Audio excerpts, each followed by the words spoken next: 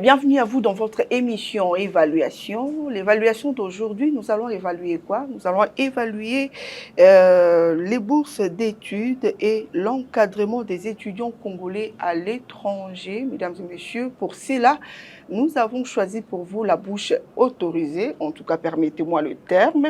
Elle est conseillère dans les domaines de l'immigration. On l'appelle donc Madame Bénédicte Bazalo, à qui je dis bonjour et merci de nous recevoir chez vous. Bonjour Madame. Voilà, avec elle on va parler justement de bourse d'études et de l'encadrement des étudiants lorsqu'ils prennent l'avion, ils se déplacent, lorsqu'ils traversent les frontières congolaises pour aller étudier ailleurs, comment l'encadrement s'est fait. Il se pose également le problème des frais et consorts, comment leur structure s'y prennent pour faire face justement à toute cette situation. Madame Bénédicte, dans un premier temps, parlez-nous d'abord de vous, vous en tant que structure. Qu'est-ce que vous faites concrètement dans votre structure, mais également parlez-nous du nom de votre structure. Alors, nous sommes tout service à un bureau d'admission international. Nous facilitons l'obtention et l'octroi des bourses d'études, des visas, billets d'avion, ainsi que tant d'autres.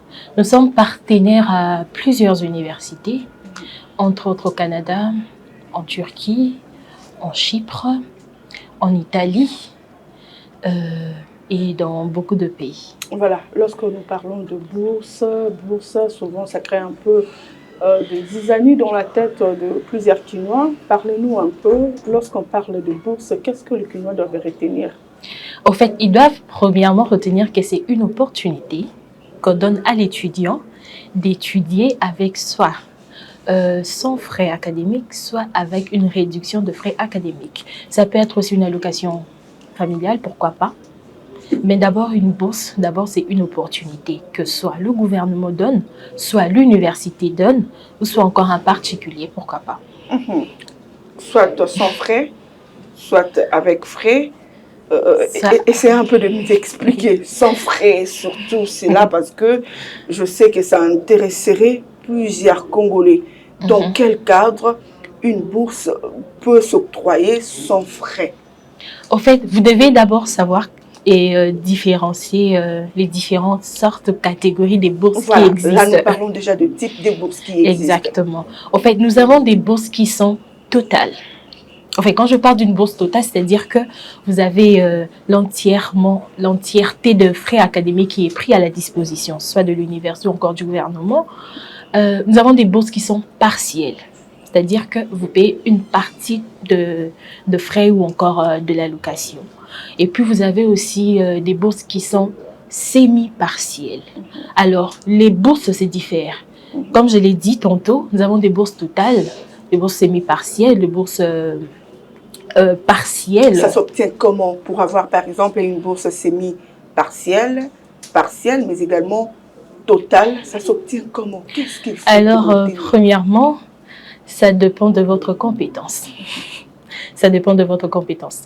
Alors, dans notre structure, nous organisons généralement des concours de bourse d'études où nous mettons les étudiants face à leurs connaissances intellectuelles. Ils sont là face à leurs connaissances, comme je l'ai dit. Ils doivent répondre à des questions, répondre à des questionnaires. Et puis, l'étudiant qui satisfait ou encore l'étudiant qui distingue, il a une opportunité, soit d'obtenir une bourse totale, comme je l'ai dit, soit une bourse partielle ou semi-partielle. Voilà. Vous savez quoi, madame? En tout cas, les Congolais seront curieux, surtout lorsqu'on parle d'une bourse sans frais, s'il faut que je le dise ainsi. Voilà, s'il y a possibilité de nous expliquer que doit faire celui-ci qui postule pour bénéficier, par exemple. Est-ce qu'il y a des conditions? Vous avez dit qu'il faut passer d'abord ici. Ça se passe comment? Alors, premièrement, ça se passe ici. Il y a des conditions qui se diffèrent par rapport aux différentes sortes de bourses? Exactement, il y a des conditions parce que si on ne met pas des conditions, on suppose que tout le monde viendrait, puis tout le monde souhaiterait avoir une bourse totale. Voilà. Aucune personne n'aimerait avoir une bourse partielle pour dire que non, je vais payer une partie de frais. Non, Voilà. ce n'est pas ça. Alors, exactement, il y a deux conditions parce que on ne peut pas faire des choses sans conditions et sans principe. Alors, comme je l'ai dit, nous organisons des concours. Oui, oui. Des concours des bourses. Chaque année, nous avons par semestre un concours. Donc, en année, on a 2 concours. Et nous rassemblons les étudiants. Et ces étudiants, ils passent par un test ici à Kinshasa. Alors, tantôt, j'ai dit, nous sommes partenaires aux universités qui sont à l'étranger. Ensemble avec les universités, parce que généralement, ces questions ou encore ces questionnaires sont composés par nos universités partenaires et nous soumettons ça aux étudiants. Alors, une fois que l'étudiant passe son test, alors nous renvoyons les tests aux partenaires. Donc à l'université concernée. Exactement, aux universités concernées. C'est à eux de juger. Et puis, c'est eux qui renvoient maintenant la liste des étudiants effectifs, des lauréats, comme on peut dire, des étudiants qui ont distingué, des étudiants qui ont satisfait. Et nous soumettons... Donc, lorsque vous distinguez, d'office, vous bénéficiez d'une bourse totale. Voilà. Alors, quand vous distinguez, ça ne suffit pas. On doit aussi... On doit aussi voir votre parcours scolaire. On doit voir votre parcours scolaire. On voit comment est-ce que vous avez travaillé. On essaie un peu de jeter un œil. Vous voyez un peu. On essaie un peu de jeter un œil parce que il faut toujours voir.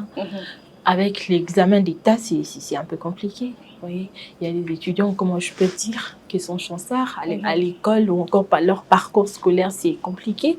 Mais comme juste par hasard, comme ça, l'examen d'État, c'est un étudiant brillant. Alors, on essaie un peu de suivre ce cursus-là, ces parcours scolaires. Et avec le 2, on essaie d'évaluer. Et c'est comme ça que la bourse totale est attribuée à ces étudiants. Voilà, on va un peu s'atteler sur cette question. Vous venez de soulever quelque chose en rapport avec les examens d'État du Congo. Aujourd'hui, nous avons également plusieurs écoles ici en RDC. Ces écoles qui diffèrent également par la qualité des enseignements et consorts, et puis par rapport à leur notoriété en dehors du pays. Est-ce qu'un élève, par exemple, qui étudie dans une école, que je ne citerai pas le nom, en tout cas pour m'éviter un procès, dans une école mal réputée, par exemple, et que aux examens d'État, ces derniers arrivent quand même à faire de bons points, un tel élève, une fois étudiant, peut également bénéficier de cette bourse totale. D'où nos questions, d'où encore nos tests d'évaluation, encore nos tests de bourse. Donc, ce sont les tests qui vont trancher. Voilà, on va parler cette fois-ci du degré d'engagement de l'agence par rapport aux démarches. Là, nous voyons les démarches, il s'agit de billets, frais académiques, logement. Jusqu'où votre agence à vous accompagne justement ces postulants? Au fait, je peux dire que nous sommes un peu comme les seconds parents des étudiants ici. Puisque nous aimerions à ce que nos étudiants, une fois arrivés, après l'obtention de la bourse, lorsque nous faisons les démarches, une fois arrivés au pays, nous nous assurons à ce que les étudiants aient un logement, en tout cas un logement, la location et aussi le premier contact avec l'université. Alors, pour ce point, en tout cas, on s'intègre parce qu'on n'aimerait pas que les étudiants qui sont passés par nous, oui, le bureau de service, qu'on ait à entendre plus tard des ondits ou encore que ces étudiants partant pour études et puis se retrouvant dans autre chose. Alors, on n'aimerait pas ça. D'où notre intégration totale. Alors, sur ces points, nous nous basons à ce que nous suivons les étudiants de leur démarche jusqu'à l'arrivée au pays. Et même à l'université, pourquoi pas. Le frais sont mis à la charge de qui? Le frais académique. Pour le logement, je pense que ce n'est pas gratuit. Le logement, les séjours de ces étudiants là-bas sur place, ça dépend du pays où il sera admis. Dites-nous, tous ces frais-là, qui les paye? C'est la maison ou bon, ça se passe comment? Alors, comme vous venez de le dire, c'est que ça dépend. Tout dépend en tout cas. Puisque nous avons parlé de bourses, voilà. J'ai tantôt soulevé le point qu'il y a des bourses qui sont totales. Alors, nous avons par exemple la bourse de l'Inde qui prend en charge l'étudiant dans son logement, dans ses frais académiques, dans son billet d'avion et voire même la location. Et l'étudiant est payé chaque fin du mois. Possible. Vous voyez un peu. Donc, là, c'est en Inde. Hein? Là, c'est en Inde. Là, c'est en Inde. Vous avez un kit, un package comme ça où l'étudiant a une bourse totale. Et lorsqu'il bénéficie d'une bourse partielle? Et lorsqu'il bénéficie... Bon, ça dépend. Voilà. Je dirais que ça dépend. Ça dépend des pays. Il y a des pays comme l'Inde, j'ai dit, il y a une bourse qui est totale, réservée aux étudiants étrangers. Alors, nous avons... Mais là également, qu'est-ce qu'il faut pour bénéficier de cela? Il suffit qu'on vous accepte, il suffit que vous soyez meilleur dans le test et puis c'est fini? Ouais, vous devez d'abord, premièrement, être accepté. Être accepté par l'université et par nous, recommandé par nous, le bureau de service.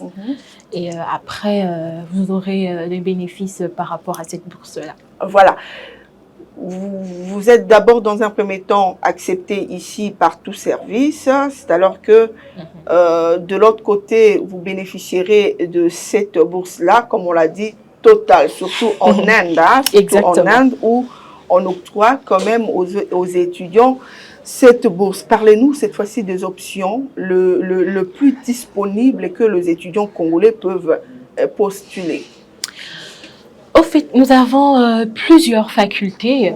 Je peux citer l'administration des affaires, l'économie, les sciences infirmières. Nous avons l'informatique. Nous avons mathématiques, nous avons la biochimie, en fait. Comme en Italie, il y a un département de biopharmaceutique. Voilà. Il y a un département aussi de biométrie, je crois bien, et puis de biologie. Vous voyez un peu quoi. Donc, nous autres, là, les journalistes, voilà. ceux-là.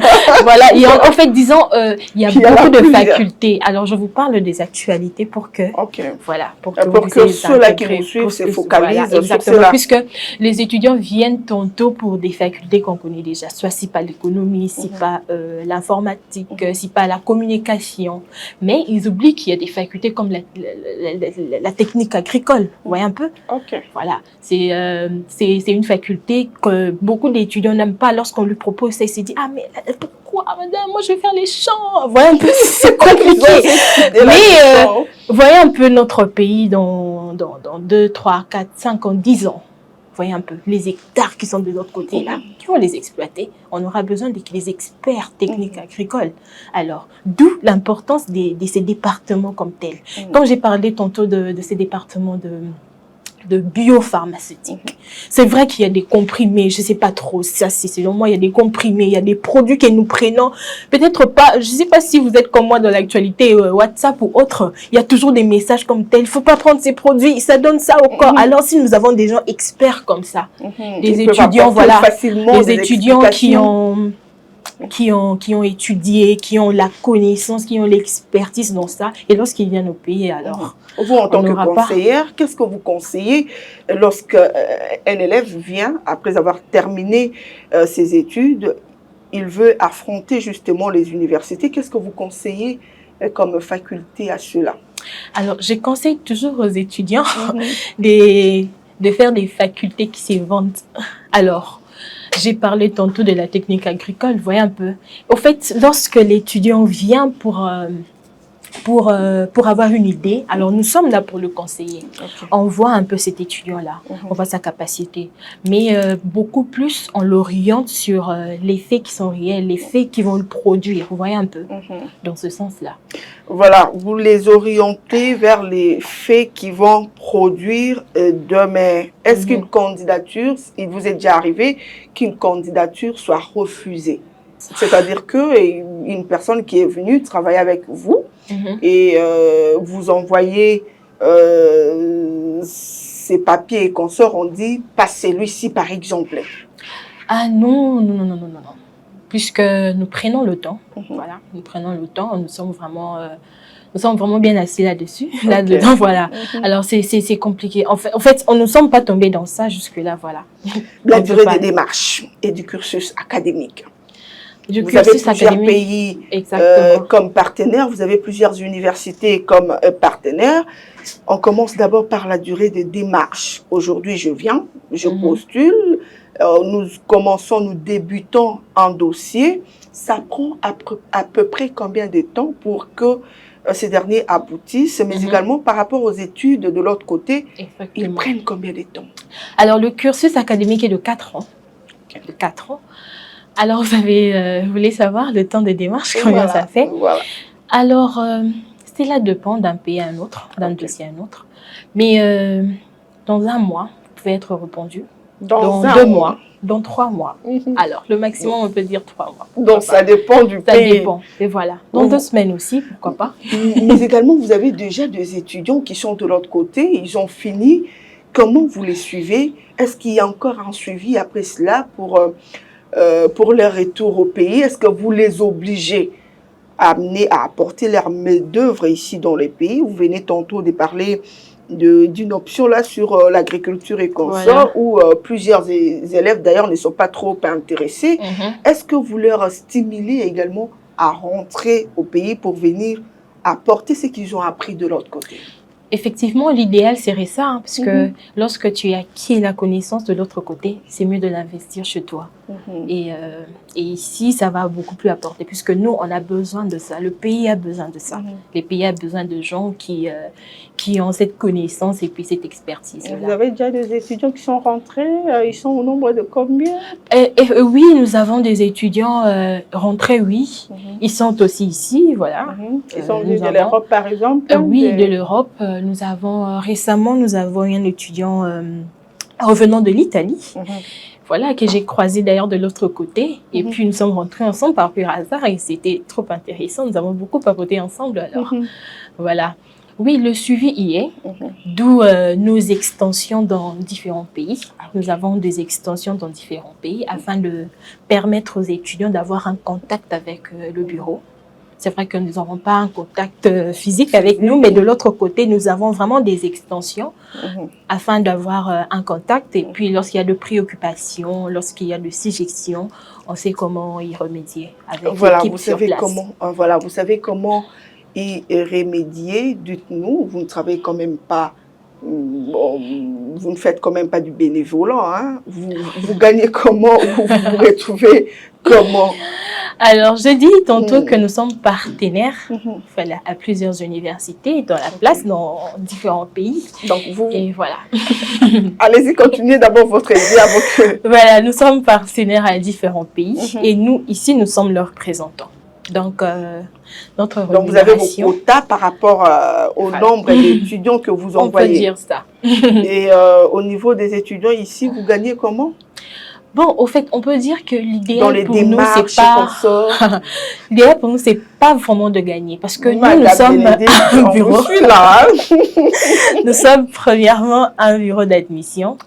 Et nous sommes en tant que conseillers. Voilà, nous prenons ces étudiants comme nos propres sœurs. Voilà. Voilà.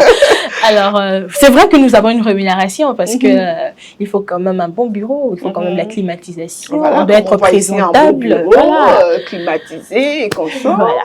Mais du moins, il y a quelques honoraires, mais bon, c'est pas trop exagéré. C'est pas trop exagéré. Allez, voilà, c'est pas trop exagéré. Si aujourd'hui on vous demandait de nous parler, est-ce que vous avez une relation dans ce que vous faites avec le gouvernement congolais?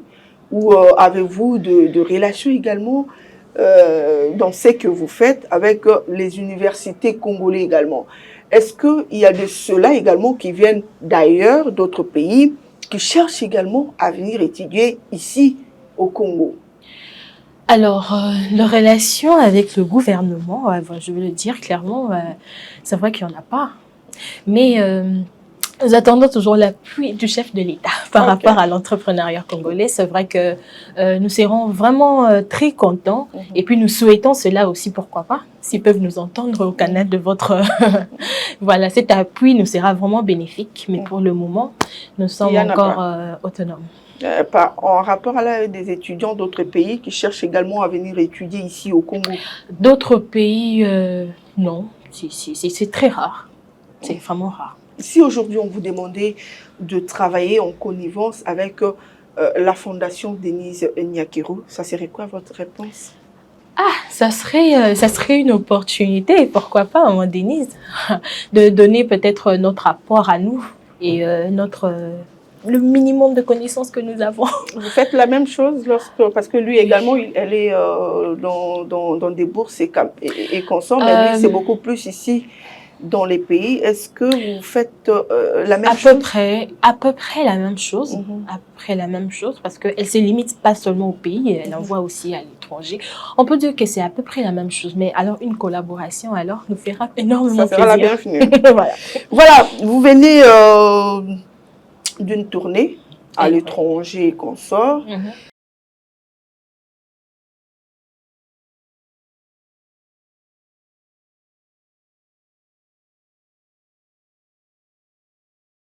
De l'Europe. Nous étions en France, nous étions en Pologne, en Belgique, mais le but principal c'était d'atterrir en Italie. Alors là, voilà, c'était je devais plutôt rencontrer les étudiants qui sont passés par là, qui nous donnent des très bons échos par rapport à l'université et qui invitent aussi les autres à venir.